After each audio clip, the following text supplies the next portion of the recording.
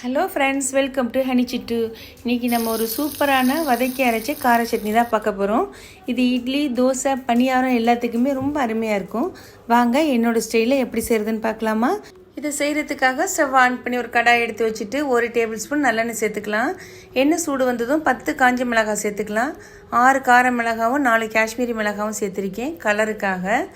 இந்த எண்ணெயில் மிளகாய் நல்லா வறுபட்டதும் 5 பூண்டு பல், ஒரு 15லேருந்து 20 சின்ன வெங்காயம் இதையும் சேர்த்துட்டு இதை நல்லா வதக்கி விட்டுறலாம். வெங்காயம் பூண்டு நல்லா வதங்கி கண்ணாடி பதத்துக்கு வரும்ல, இந்த பாருங்கள் இது போல் இருக்கும்ல. இப்போது 2 மீடியம் சைஸ் தக்காளியை கட் பண்ணி இதோடு சேர்த்துக்கலாம்.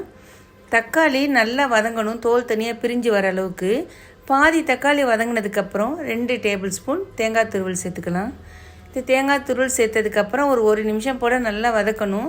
பாருங்கள் தக்காளி எந்த அளவுக்கு நல்லா மசிஞ்சிருச்சு, தோல் தனியாக பிரிஞ்சு வந்துருச்சுல்ல. இப்போது 3 டேபிள் ஸ்பூன் பொட்டுக்கடலை, 1 டீஸ்பூன் கல்லுப்பு. 1 டீஸ்பூன் கல்லுப்பு வந்து கரெக்டாக இருக்கும். உங்களுக்கு உப்பு கூடவோ குறைச்சோ உங்கள் டேஸ்ட்டுக்கு தகுந்த மாதிரி நீங்கள் யூஸ் பண்ணிக்கோங்க.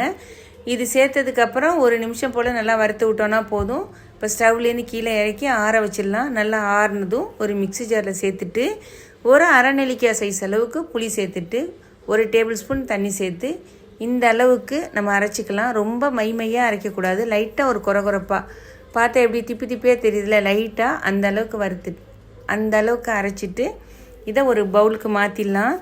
கொஞ்சமாக கழுவின தண்ணியும் சேர்த்துக்கலாம், அதிகமாக தண்ணி சேர்க்க வேணாம். இது அப்படியே இருக்கட்டும். அடுத்து தாளிப்பு தான்.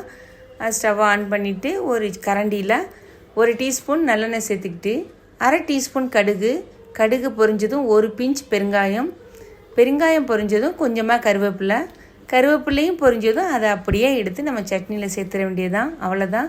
சூப்பரான டேஸ்ட்டில் வதக்கு சட்னியில் கார சட்னி ரெடி ஆகிடுச்சு.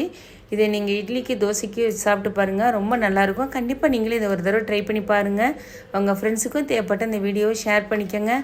மறக்காமல் நீங்கள் செஞ்சு பார்த்ததை கமெண்ட் பண்ணுங்கள். இது வரைக்கும் நம்ம சேனலை சப்ஸ்கிரைப் பண்ணலன்னா சப்ஸ்கிரைப் பண்ணிக்கோங்க. Thank you friends.